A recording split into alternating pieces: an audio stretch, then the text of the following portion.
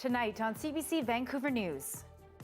And I think this can be an exciting summer for all of us, but be mindful that this is not regular programming.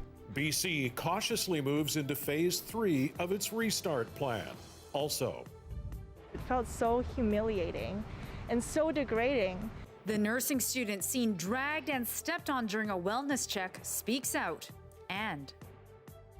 But I'm hoping by the fall in particular that we'll have that as another tool in our surveillance toolkit. Tracking COVID-19 by monitoring what we flush down the toilet. This is CBC Vancouver News.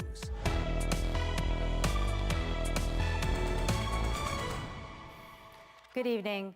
BC has officially launched into the next stage of reopening. Phase 3 is now underway. And while many of the changes are small, this next step is a big one for some of BC's major industries. Tanya Fletcher joins us now live to take us through what kicks into gear with Phase 3. Tanya? Yeah, Mike, so remember, a lot of these things were never ordered to close in the first place, but now the overarching industry guidelines are in place for each sector as a whole to restart in this new COVID era. So here's what that includes. Let's take a look. Hotels and resorts can kickstart again, spas, RV parks, provincial travel as well, and movie theaters. And key to this is the film industry too. Now, there's been skepticism a bit over how much of BC's television and film industry can really get back on its feet since it has such strong international ties, but the Premier believes our province is becoming more and more appealing for foreign production, given our success here in flattening the curve, especially considering the worsening cases stateside. Compared to Hollywood North's looking pretty good on the health front. We have extraordinary talent, behind camera talent, post-production talent here in British Columbia. I think the big issue for many of the productions here is U.S. front of camera personnel coming to British Columbia and how they would fit into the quarantine. And he emphasizes no exceptions will be made to the mandatory 14-day quarantine order for anyone, including any movie crews arriving from another country. Okay, Tanya, so now that travel within the province has been officially given the green light, what are the expectations for what that might look like in our province? Yeah, so it's welcome news to many tourist-dependent communities who are desperate for visitors to come and spend their dollars. But there will be some tensions, of course, with others, especially in remote areas, many of them Indigenous communities, who are calling, again, for more comprehensive standards, more safety protocols in place. Horgan said today the government will deliver more information to those places soon to have those conversations and to help alleviate some of those concerns about COVID risk from travelers. He warns this won't be a normal summer, and even though BC is now endorsing travel within the province, nothing, he admits, will make up for the gap left by out-of-country visitors. The biggest concern I have for our economic restart is the absence of literally hundreds of thousands of international travelers who have historically looked at British Columbia as a place to come and visit. That's going to have a profound impact on the tourism economy. We know that, and that's why it's more important than ever that British Columbians, instead of going somewhere else, do that right here in BC. And we asked what the message is to visitors from elsewhere in Canada. He says they too are now welcome again in BC. And we also asked whether the province would ever consider, in any scenario, bringing in travel restrictions on people from other provinces if, say, a flood of visitors became a problem for our case count. Here's how Dr. Bonnie Henry answered. I don't see us ever putting in restrictions. We haven't so far, but we want people to have their travel manners on when they come here. So make sure that they're doing what we've been doing so that we can all stay safe in our communities here in BC and when people are going back and forth to their communities in other provinces in Canada.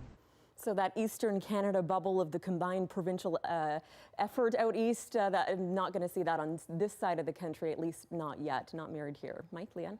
Thank you so much, Tanya. Yes, we've been very fortunate. Tanya Fletcher reporting live for us tonight. In places like Whistler that depend on tourism, struggling businesses have been waiting for this announcement for months. Yeah, they hope they'll get enough visitors from other parts of BC to turn a profit this summer. But as Jesse Johnston reports, there's another challenge businesses will have to overcome if they're going to salvage what's left of the season. The mountainside view is as spectacular as ever, and a little eerie too. This time of year, it's usually packed with hikers, bikers, and sightseers. But none of them are here today. It's just workers getting ready for opening day on June 29th. We are opening because it's the right thing to do for our business as well as our community and for our staff. But at the same time, be patient and really truly embrace Bonnie Henry's mantra of being calm and kind. When the mountain closed in mid-March due to the pandemic, about 200 part-time staff lost their jobs. Grab one of these for you. Including David Rogers, a ski instructor from England. So I was working on the day actually for the mountain, for Vale, and then within the space of 8 hours, everyone started talking about it, and then the mountain closed. So that was a crazy experience. Then there was nothing really going on for a month around here. Everything shut down quite quickly. Rogers found a job at this Australian-style pie shop, and the company is lucky to have him.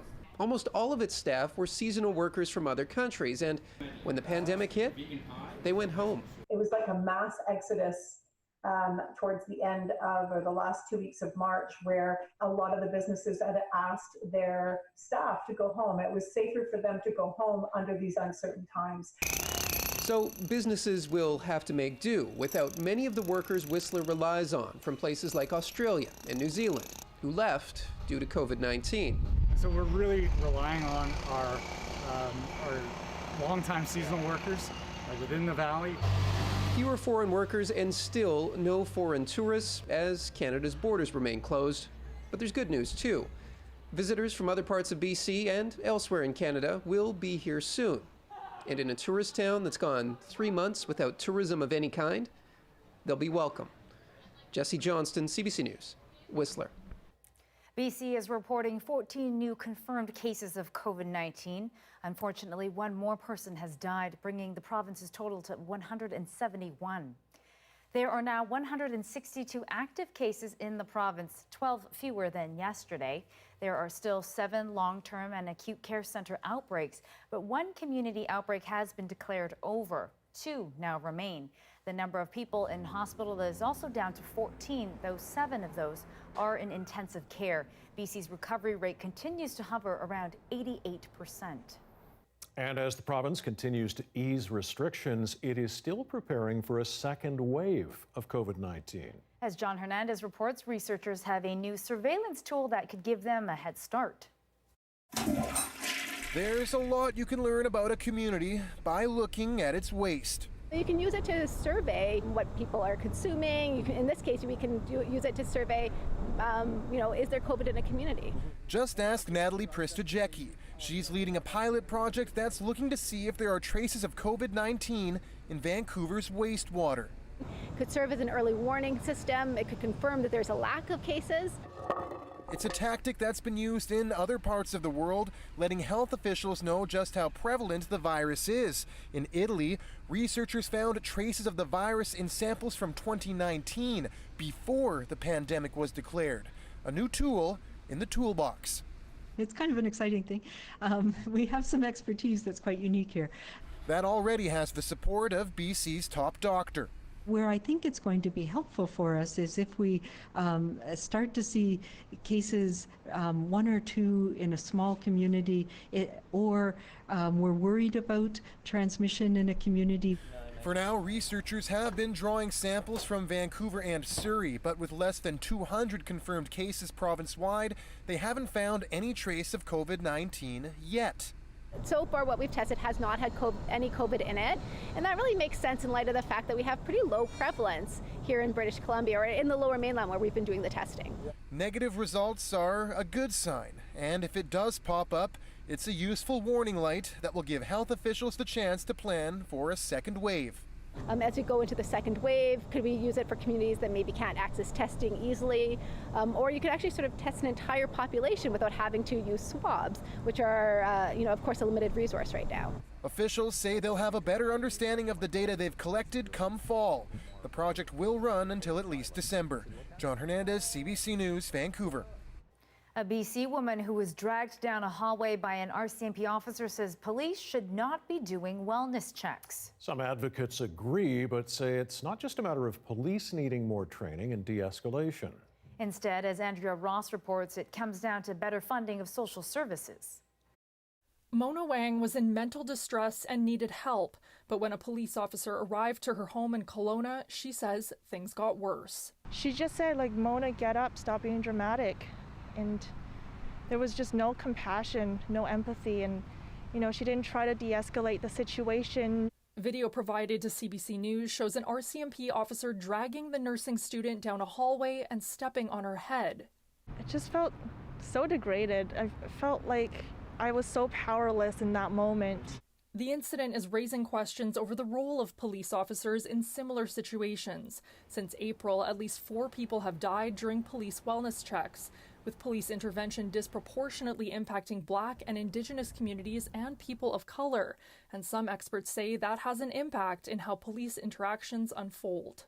If the police also are not trained to understand and be empathic to people who are culturally and racially different, who are living in remote communities, who are low income, then all the training in the world in terms of equipping people to de-escalate a situation doesn't really matter.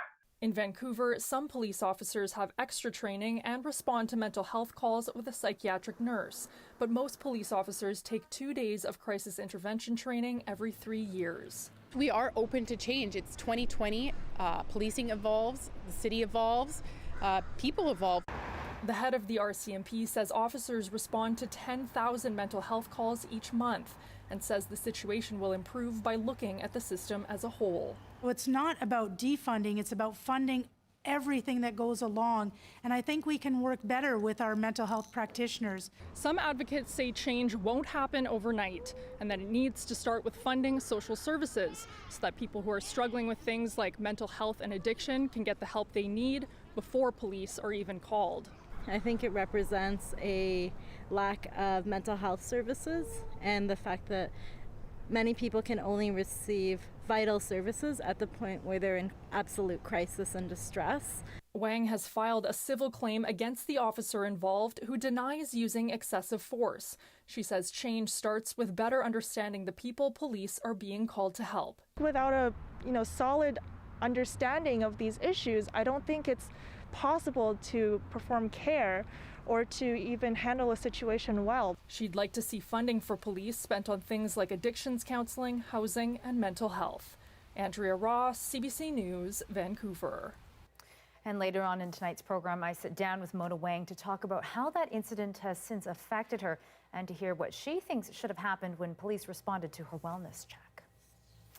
Researchers at UBC have discovered a strong link between wildfire smoke exposure and severe health problems. They found there were more ambulance calls for respiratory and cardiovascular conditions within an hour of exposure to smoke. The health complications are worse for diabetics. High levels of fine particulates are the issue. The researchers say smoke has the potential to make viral respiratory infections such as COVID-19 even more severe. They studied ambulance calls and hospital admissions over 5 wildfire seasons from 2010 to 2015. The province is buying 2 Vancouver hotels to help provide more affordable housing in the city. The government says BC Housing has bought the 110-room Howard Johnson Hotel on Granville Street in downtown Vancouver and the 63-room Buchan Hotel on Harrow Street in the West End. The Buchan Hotel will be for women and residents will move in next month. The Howard Johnson will operate as temporary supportive housing until a long-term plan for permanent homes is in place. BC Housing is also setting up a community group to help integrate the supportive housing into the neighborhood and deal with any local concerns. The province spent almost $75 million to buy the 2 hotels. The RCMP homicide team is asking for your help as it investigates the death of a woman who was dropped off at a hospital in White Rock earlier this month. 41-year-old Bo Fan died after being admitted to hospital with life-threatening injuries. The Integrated Homicide Investigation Unit is saying her death was suspicious. Police say Fan had ties to an association called Golden Touch or Create Abundance, and they are asking anyone who knows her through this group to reach out. And we're specifically reaching out to the Chinese community. Just from what we know of Ms. Fan and her background, we believe that there are those in the local Chinese community that may know her, that perhaps have had dealings with her, particularly through this organization. Fan was a Chinese citizen who had been in Canada since February of 2019. She had been living in the Grandview Heights neighborhood of Surrey and was last seen in the area of 168th Street and 27th Avenue overnight on June 16th. Anyone who knew her or recognizes her is asked to contact police. Families trying to get their loved ones home from India rallied in Surrey's Bear Creek Park today. They are concerned after a bureaucratic mess in India left many travelers stranded this week after Air India refused to let them fly. They've been trying to get out for months now and were expecting to get on a Canadian government-organized flight via Japan, but the airline said they couldn't fly. Previous flights repatriated many Canadian citizens, but permanent residents are only allowed on Air India flights. Canadian government needs to smarten up and bring their taxpayers and those that support their salaries back home. The numbers that were given by the Canadian government was that there was 40,000 Canadians in India, and the number given of those that have returned is 15,000. So there's still 25,000 Canadians stranded in India that want to come home. No word from Ottawa about whether those people will be helped.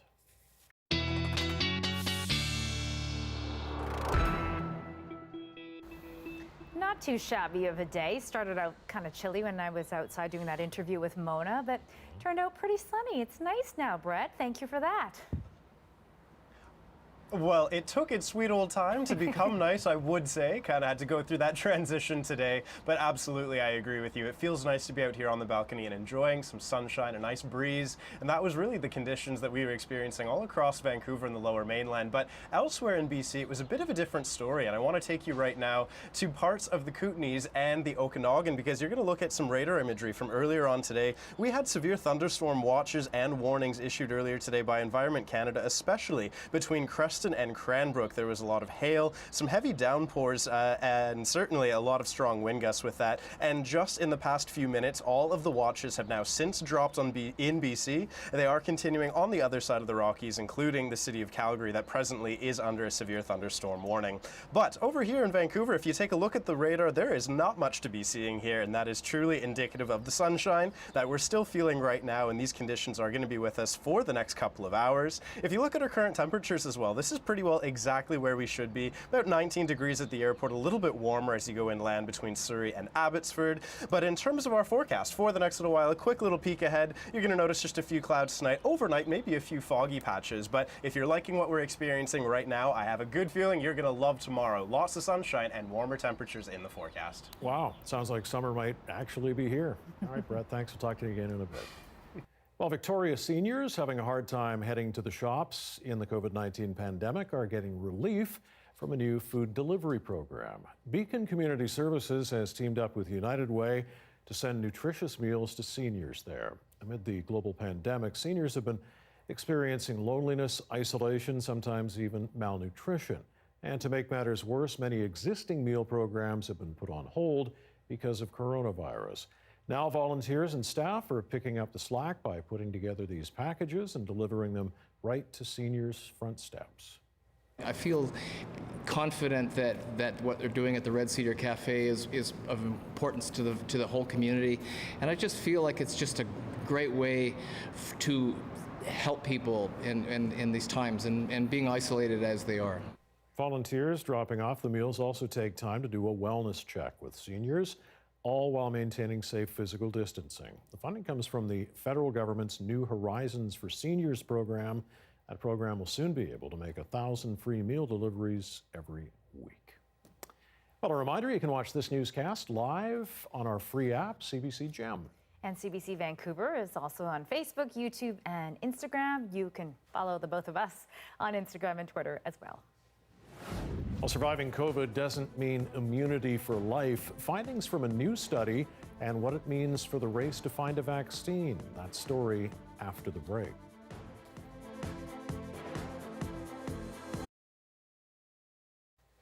Well, thank you for watching our ad-free live stream online, where we are commercial-free during the regular TV commercial break.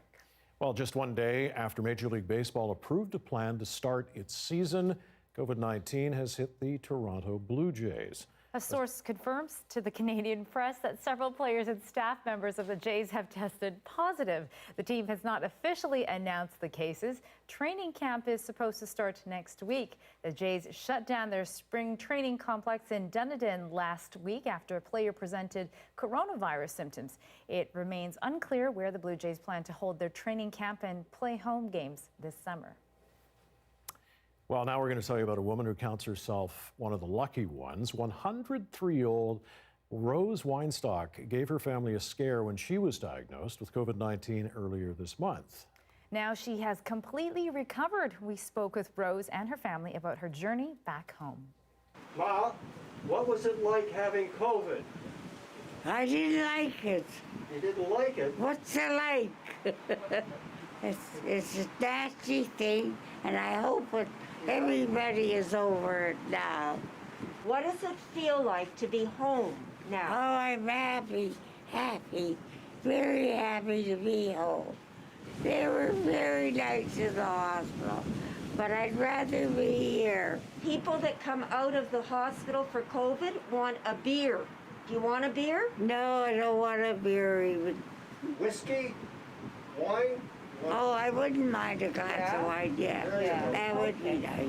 We just got word that they were not just releasing her, they were sending her home. They were kicking her out. It all happened so quickly. We couldn't believe it. Yeah. You know, we've been hanging on for weeks and weeks, and then all of a sudden, it just like it was a torrent. We just couldn't believe how quickly it was happening. I said, can you keep her till tomorrow? And they said, we want her out now. And that was it. We're so happy to see Mom. We haven't seen her for months and months. A lot of the family don't know that this has all taken place.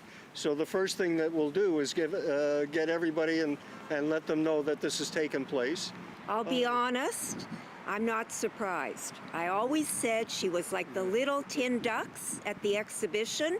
You shoot and they come right back up, and that's Mom. She don't take from no one. She's the matriarch of our family. Oh, yes. She's the glue that holds it together. Yeah. What's the family secret to long life? I get up every day. That's what my secret is. Getting up every day. That's Yeah. the secret. Well, that's a good first priority, I guess. And I also think she also said wine. She said she would like a glass of wine. Yeah, She's but my not kind a of gal. beer. She didn't want a beer. Nor whiskey. I didn't realize. Apparently, most people want a beer when they come out of the COVID deal. Refreshing, you know? I guess so. Cleansing ale must do the trick for some. All right, stay right here. We'll be back in just a matter of seconds with more COVID-19 news from across North America.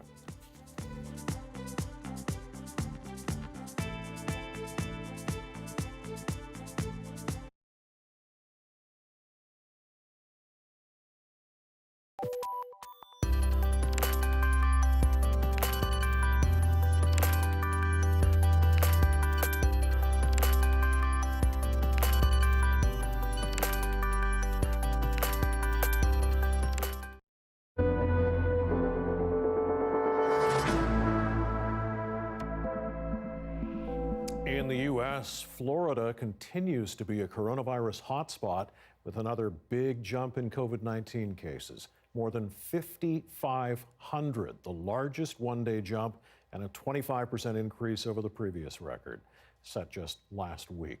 The number of cases has been climbing quickly since the state reopened its economy last month. Some cities have made face masks mandatory and are pressuring businesses that haven't been enforcing physical distancing. Here in our country, Atlantic Canada is launching a 4-province bubble. New Brunswick, Nova Scotia, Newfoundland and Labrador, and PEI will all open up to each other next week. Travelers welcome, no isolation necessary. But as Kayla Hounsell shows us, that COVID-19 confidence only goes so far. That famous Peggy's Cove Lighthouse hasn't been getting the attention it's used to. Now, it might just get busier with the introduction of the Atlantic bubble. It'll help us for sure. It'll help increase the traffic for this summer and give us a better chance to increase our revenues. The Atlantic provinces have been restricting travel to varying degrees, but as of next Friday, residents will be able to travel between the 4 provinces without self-isolating. The premiers insist they're only doing what their medical health officers agree is safe. This whole idea of being forced into an Atlantic bubble is simply just not the case. I think it's based on the science and data and facts that are before us. The COVID trends in the Atlantic provinces are similar. New Brunswick is the only one with active cases. PEI hasn't had a new case in nearly 2 months, and for Newfoundland and Labrador, it's been 27 days. But the Atlantic provinces are already talking about bursting their bubble and welcoming the rest of the country in just a few weeks. I am absolutely happy with the Atlantic bubble, but I think it's far too soon to open up to the rest of Canada. Quebec and Ontario are, a little rougher than what we are. Even an Atlantic bubble will bring families together, some for the first time. Wendy Thompson and 2-month-old Willow live in Nova Scotia, but their family is on Prince Edward Island.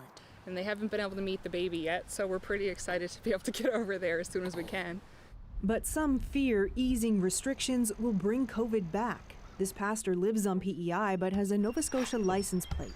Prior to the bubble announcement, she says this note was left on her car by someone who assumed she was breaking the rules. It said go to bleep back to the mainland.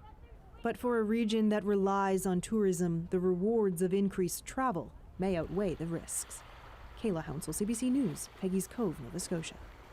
And new research is offering the first clues about COVID-19 immunity. It reveals that antibodies might be undetectable in blood tests 2 to 3 months after infection. As Christine Burak reports, that's not necessarily bad news, but it could have implications for herd immunity and antibody testing. One key to unlocking this pandemic is figuring out whether patients who've already had the virus have lasting immunity. A new study suggests for a significant portion of those infected, immunity may diminish within months. I think it's amazingly important as far as the information it provides. Chinese researchers compared 37 asymptomatic people to 37 who had mild COVID-19 symptoms. Researchers found more than 90% of participants in both groups had only low levels of antibodies in their blood just 2 to 3 months after being infected. In 40% of asymptomatic cases, no antibodies could be detected after 8 weeks. It starts to kind of give us some information about what the immune response looks like. When a virus enters the body, our immune system creates antibodies to stick to it, so the virus can't enter our cells. Having few or no lasting antibodies doesn't necessarily mean the person can be reinfected right away. Other virus-killing cells might jump into action, but experts say it does cast doubt on antibody testing. Until we know exactly what part of the immune system is protective, it's difficult to be able to do a test and tell someone you're safe or not. In 1/3 of asymptomatic patients, the Chinese study also found lung damage that's been seen in COVID-19 patients. Experts say larger studies are certainly needed, but it's estimated at least 20% of those infected with this coronavirus are asymptomatic. If those patients do not have protective immunity, things will get tricky. That means people can be infected, and that means we can't rely on herd immunity to protect the population. We really need the vaccine. And it will have to offer people something the virus itself may not: strong, longer-lasting protection. Christine Burak, CBC News, Toronto. Health professionals in Britain say the government is risking a second wave of COVID-19 cases with its new physical distancing plans. But Prime Minister Boris Johnson isn't backing down, still going ahead with reducing the 2-meter rule to just 1.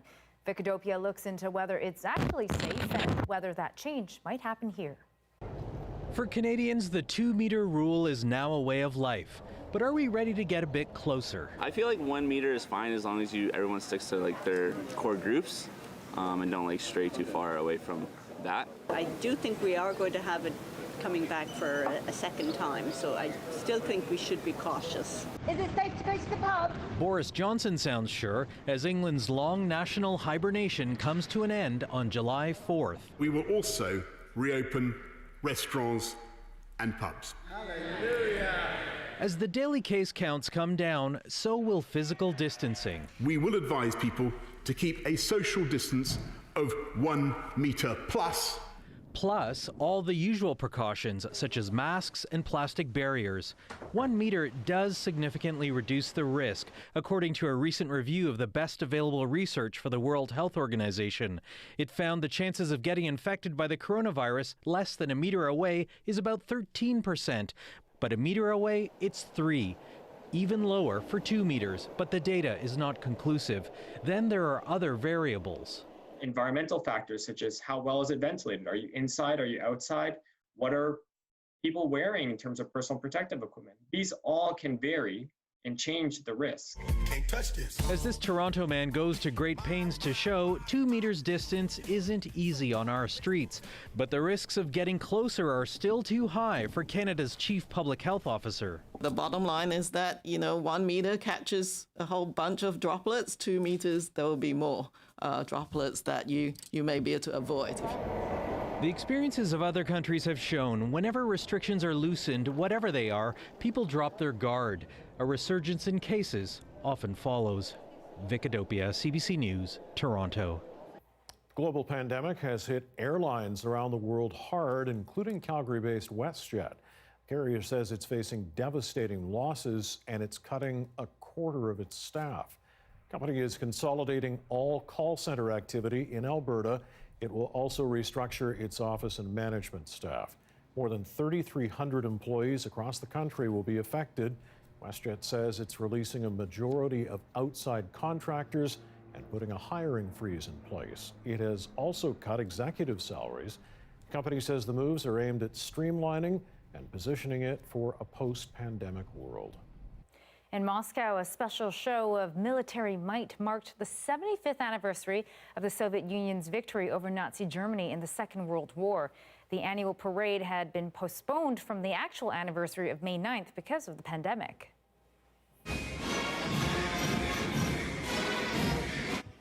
In seemingly endless waves, marching troops filled the Red Square in perfectly timed lockstep. Similar military parades were held across Russia, stretching into annexed Crimean Peninsula territory. The Moscow parade featured columns of tanks, intercontinental ballistic missile launchers, and a fly-past by nuclear-capable bombers. Critics of President Vladimir Putin said the event was designed to boost his lower-than-usual ratings ahead of a nationwide vote to extend his role to 2036. Veterans attending today were quarantined outside Moscow before the gathering. Well, Italy has come a long way since the COVID-19 pandemic broke out. Once Europe's hardest hit country, it has now lifted lockdowns and reopened to European visitors. But as Megan Williams tells us, historic Venice sits virtually empty over fears of contagion. Venetians at last have Venice to themselves. Once, the biggest challenge for locals was navigating the throngs of tourists. Now, says the souvenir vendor, opening for the first time since March, it's keeping his shop going. His father once sold water bus tickets just steps away, but he says he doubts his own kids will work here in the lagoon, and that's not just because of the coronavirus, but because it's just too expensive for Venetians to live here now. Across town, Francesco Penso enjoys a quiet paddle he could only dream of before the lockdown. We glide past his own house. Of the 10 units, he says, only 2 are occupied. The rest are holiday homes and Airbnbs. Each year, Venice loses 1,000 residents, mostly due to the soaring cost of housing. This city councillor says Venice has a plan, offering now empty Airbnbs to students and some 360 vacant apartments to young couples. Wonderful to live in Venice, but it's very expensive, so we have to rent apartment by municipality at lower cost than the normal apartment. But Venetians say this isn't a long-term solution. Aline Gendron raised her children here in one of the few remaining residential neighborhoods. She says the coronavirus has given Venetians the rare chance to see how their city could be. I don't think that people coming here want really to see only restaurants for tourists or shops for little gadget of Venice. I think that they want to see a life place. Otherwise, it's just like an empty box. For now, with coronavirus, empty of tourists as well. Megan Williams, CBC News, Venice. Well, should police be responsible for wellness checks? A sit-down interview with the Kelowna student who's now suing the RCMP for how it responded to her mental health episode. Her side of the story next.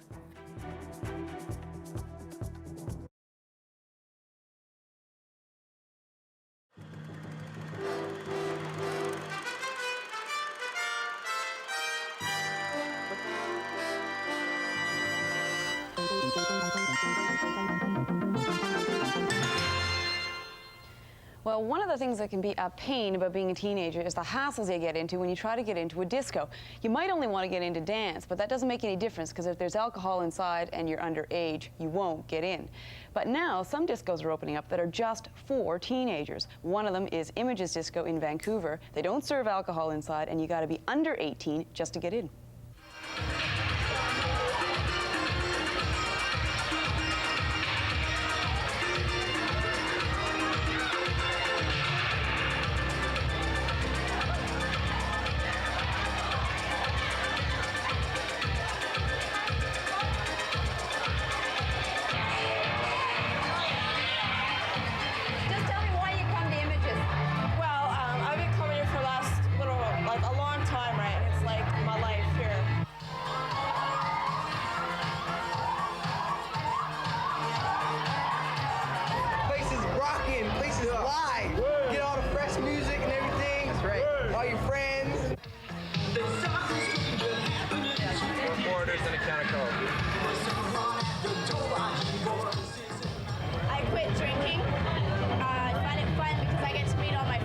It's a great place to have fun and dance and meet new people, and it's really exciting. You have a good time. Well, we might just take this along again. That's great. What's your name? Stephanie. Yeah? Yeah, that's great.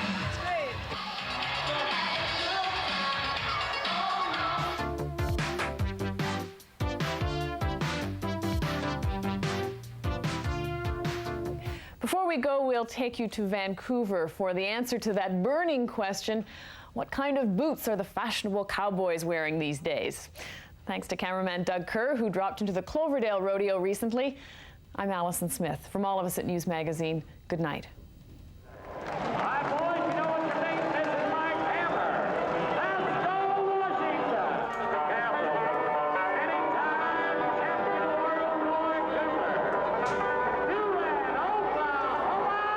Timed events, which are your steer wrestling and calf roping, the boys wear what they call the roper boots, which are a round toe with a walking heel on it, which are very similar to a normal shoe. Guys that are in the bucking events will use, a traditional Western boot, which has the underslung heel on it, more of a pointed toe. So these are what they call lace-up ropers, which again are similar to the roper I mentioned earlier, but they're laced up. The boys that are in the steer wrestling and the calf roping, again, when they're coming off their horse the way they do, they need the support on their ankles. But I've got boots that are, some of them are 20 years old. And a pair of boots is, it's just kind of a part of your life, I guess, isn't it? Huh?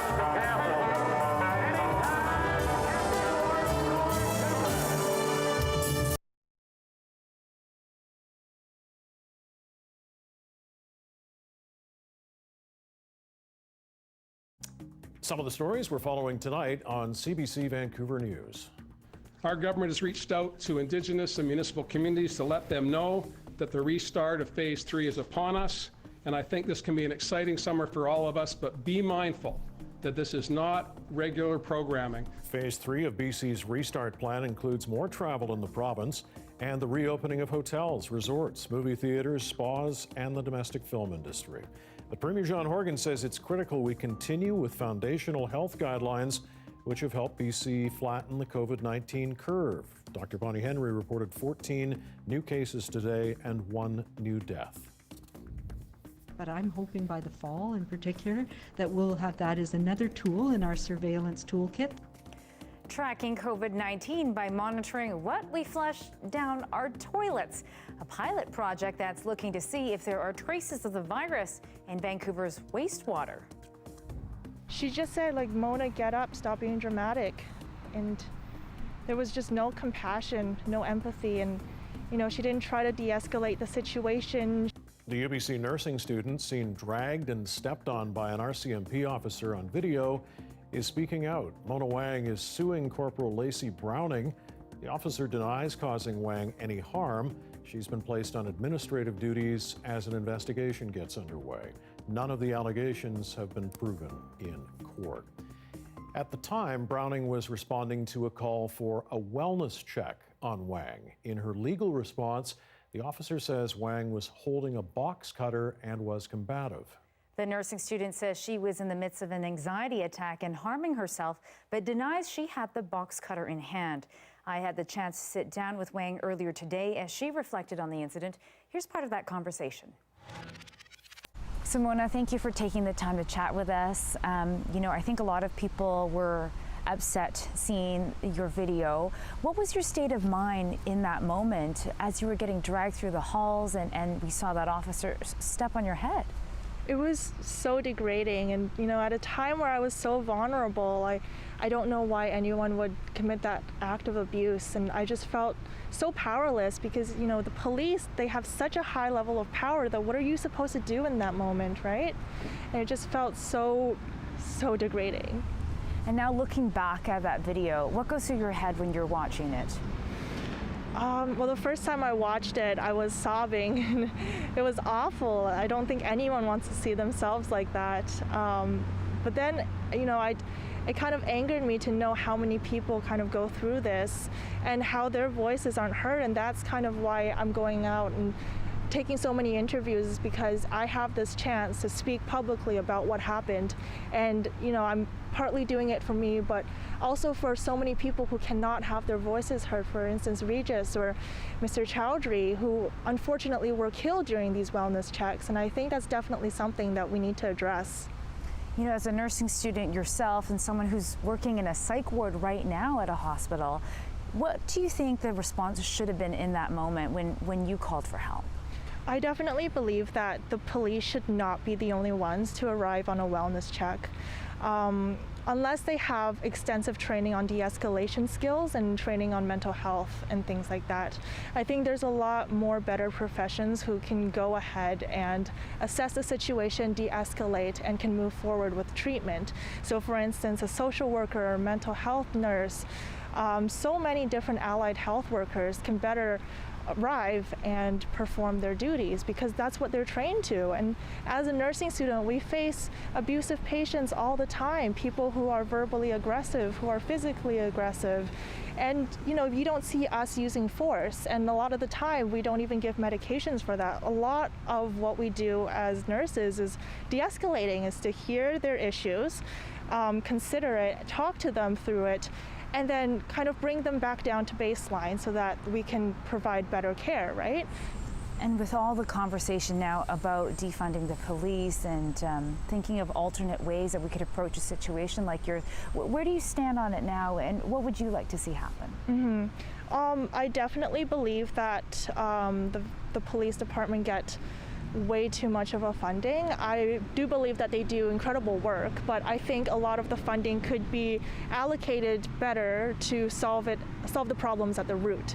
So things like addictions counseling, mental health counseling, and supports for homeless people. I think that would be a better way to spend the funding than for police to essentially put a band-aid on the problem and to solve it temporarily. Well, Mona, thank you so much for taking the time to speak with us today. Of course. Thank you so much for allowing me this platform. Charges dropped. Accused of resisting arrest, this Indigenous chief's violent arrest has turned the spotlight on systemic racism in the RCMP. The latest from Alberta, next. 18 minutes to 7, a live look at, what are we looking at? Looking out towards downtown Vancouver, there's the sea bus there. Has summer finally arrived on the south coast? It looks like it from this shot. Could we be heading into a decent stretch of weather? All those questions and more, we're going to get Brett to answer them next.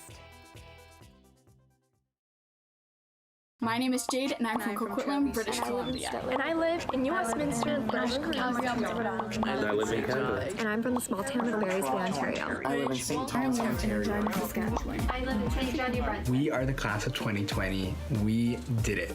We made it. This isn't how we imagined our last year to be. This may not have been the grad we all hoped for, but it's the year we got. And hey, we had the longest senior skip day in history, I think. There are a million other negative things I could list about this whole situation. But instead of focusing on what we don't have and what we aren't getting, let's focus on what we do have. Take pride in all you've accomplished to get to where you are today. Look how far you've come. The journey from kindergarten all the way up until this very moment. We were made for this. This is still a celebration, and you have so much to be proud of. History is happening, changes are being made, and we are in the center of it all. You're probably wondering what keeps us going. Why do we continue to fight even when the odds are against us? Do you want to know what keeps me going? The fact that Black lives matter.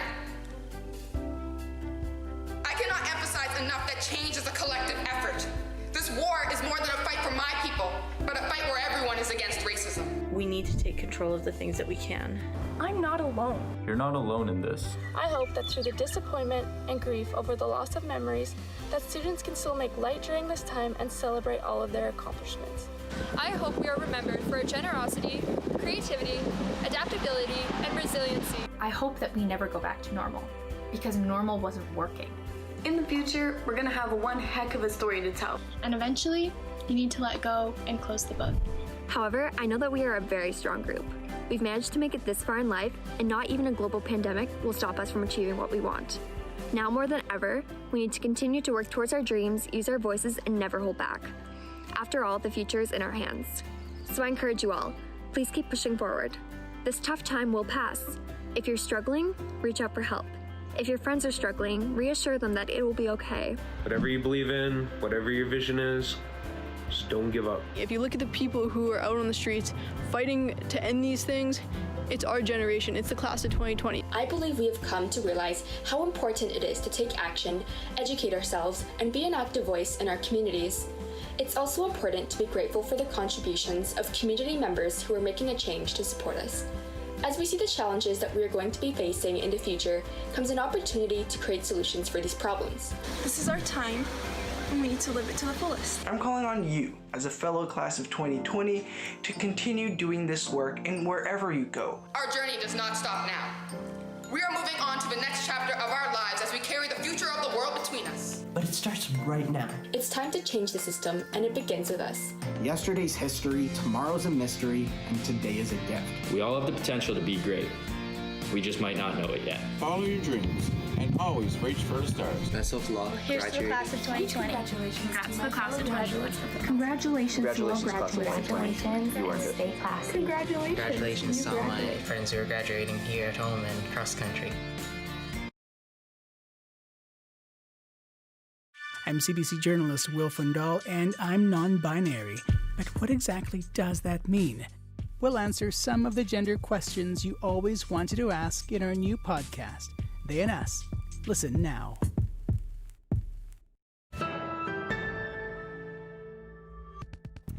Well, there were some daredevil stunts on display at a resort in the Swiss Alps, but no skis or snowboards in sight.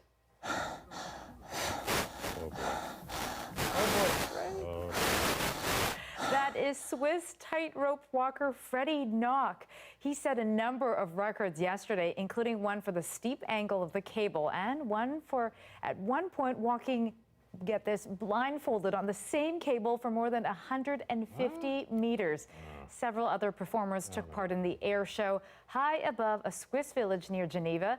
The event was put together to honor performers affected by the COVID-19 pandemic. The weather update is brought to you by WorkSafe BC. Visit WorksafeBC.com for workplace health and safety resources, including COVID-19 prevention. Is the tightrope thing over? It's doing nothing for my fear of heights. Yeah, who's afraid of heights? Brett's still high up on a patio there. Yeah, well, he walks the weather forecasting tightrope on a daily basis.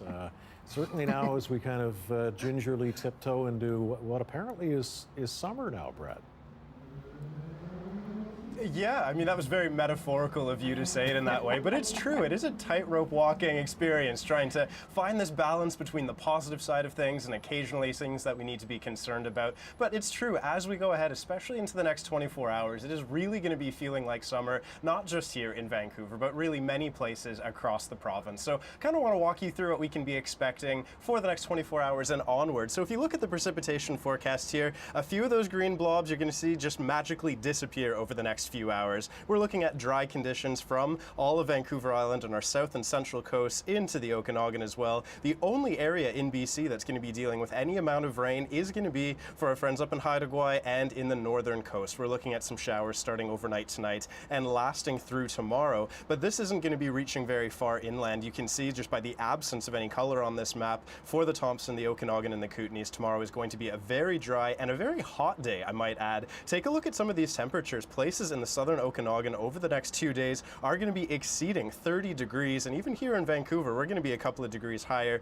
than a normal. Farther to the north, it's going to be closer to seasonal, and that's probably for the best because there has been a lot of melting going on, especially in and around Prince George, where there is a flood watch around the river there. And in terms of our fire danger rating, I want to show you there is a difference significantly between the south and the north. You can see everywhere south of the Yellowhead Highway, Highway 16, looking at a very low danger rating, but for our north and east, it is actually at moderate to high. Now, of course, everyone's still wondering how things are going to be playing out over the foreseeable future, and this high pressure sticking around until at least Friday. But then, yes, as if on cue come Friday, but then somewhat into Saturday, not the whole day, we are looking at a few showers. It's not going to be very much. You can see here only a couple of millimeters. But when we look at a 5-day forecast overall as a whole, temperatures above seasonal and a few showers here and there. It's definitely not enough to ruin Saturday. I can't promise a completely rain-free one, but it's always good to get that balance. We need the sunshine as much as we need the rain.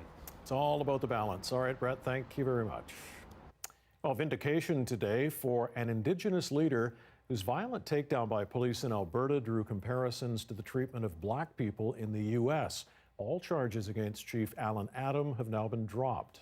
And as Rafi Boudjikanian reports, the chief is now calling for a major review of policing in Canada, especially in Indigenous communities.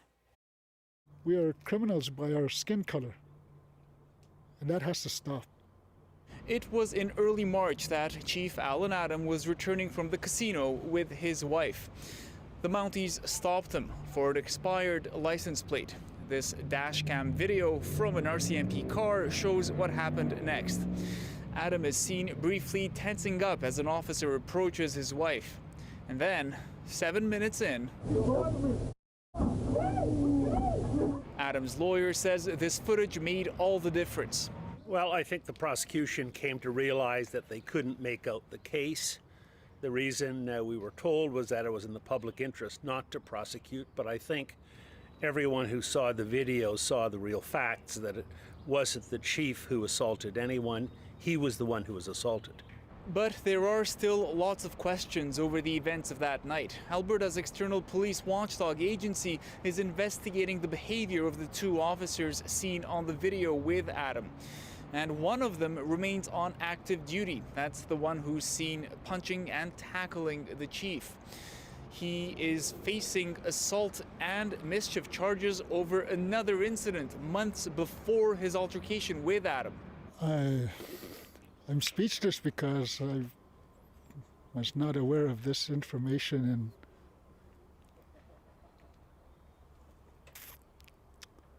and I don't know, like, is it allowable? The RCMP say they're not sure why the previous charges against the officer were not made public. They're reviewing the matter. Meanwhile, Adam is calling for the creation of a national Indigenous police force to replace the RCMP on all Indigenous and First Nation territories in Canada. Rafi Boudjikanian, CBC News, Fort McMurray. Well, there isn't a drought in Nova Scotia right now, so why is this normally full lake suddenly very, very empty? Diving into a geological mystery next.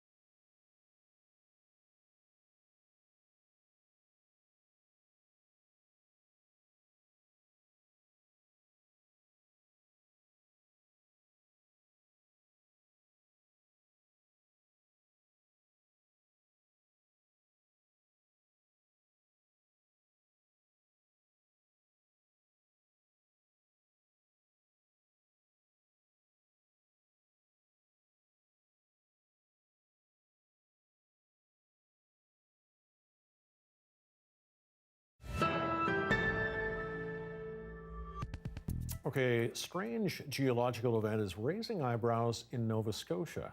A lake is slowly emptying of water and it's about to disappear. So what exactly is going on? CBC's Brett Ruskin got to the bottom of this mystery. Here, just outside Oxford, Nova Scotia, this lake used to come up to around where I'm standing, but now it's almost empty.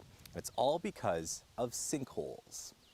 When I first started coming down about a month ago, there was still water in front of us there. Amy Tizard is a geologist who studies sinkholes, but she's never seen something like this before. Yeah, this is pretty shocking, I think.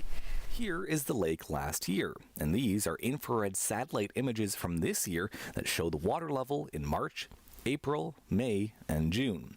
The lake has drained before, but never this far since the 70s.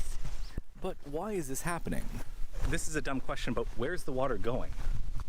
Underground. Just underground somewhere? Yeah. Experts don't know where it's going, but they do know how it's getting there. See that dark circle? That's the mouth of a sinkhole. You can even see it in this image of the lake from 1939. So it's not a new sinkhole, it's just been reactivated. Reactivated after the lake ate through another layer of underground gypsum. So this is gypsum, and it's easily dissolved by water, so that's part of the reason we have sinkholes here. But it's also very soft. You can see how easy I can scrape away at it. Meanwhile, a couple of kilometers away, this. In 2018, this sinkhole opened up and swallowed trees and part of a parking lot. It's the same geological formation that caused the water to drop at the lake. And the water level dropped so quickly that freshwater mussels like these were stuck on the land. And in fact, they've become kind of a delicacy, a seafood feast for raccoons. You can see some raccoon prints here in the dried mud. And the water is still dropping. So in the last month or so, the water has receded beyond that log, and we know that last fall, the water was up to the tree line, so where we're standing, we would be beneath the water. We would be underwater? Yeah. Wow. Now, locals and officials are worried about people coming down to take a closer look at the lake. There are already ATV tracks ripping through the lake bed. There are some sensitive areas, including some environmental studies that are underway. As for the future of this lake, it's not yet known if the water level will continue to drop further until there's no water left, or when the water might come back. Brett Ruskin, CBC News, just outside Oxford, Nova Scotia. As that was the question I was asking about halfway through, like, will it come back? I guess it might. The raccoons don't want it. They're having a mussel feast. Exactly. It's Atlantic seafood. This is fantastic. Yeah.